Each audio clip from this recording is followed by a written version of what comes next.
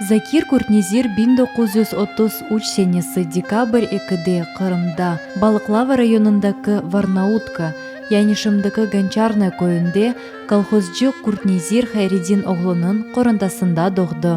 Балалығының илкі еллары Қырымда, соңыра Өзбекистанның Янги Құрған районындағы Мешан көйінде кечті. Башланғыч 7 еллық мектепні көйде бітірді.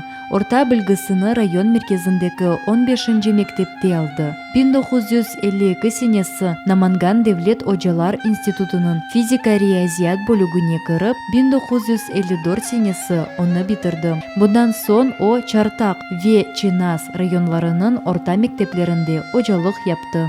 Әдебиятқа тәлебелік елларындан авеслі олған Закир Куртнезир 1957 сенесінің августында Ташкент вилаяты Яны Юл район Янги Юл газетасына ишке ауышты. Анда әдеби хадим бөлік мүдері олып çalışты. 1964 сенесі Ташкент Девлет университетінің журналистика бөлігіні ғияби бітірді.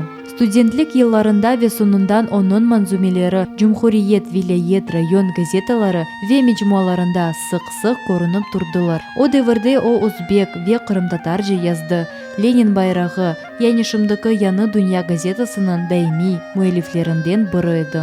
Шайырның бір sıra шиырлеріне бестекарларымыз Эдем Налбандов, Эльвира Эмир, Февзи Алиев ерлар яздылар.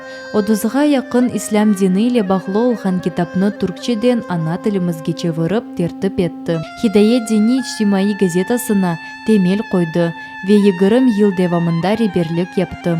Бұтын омур девамында Закир Куртнезир дини эдебиятымызны зеңгідлештіру фоғрында семерелі қызметлер япты.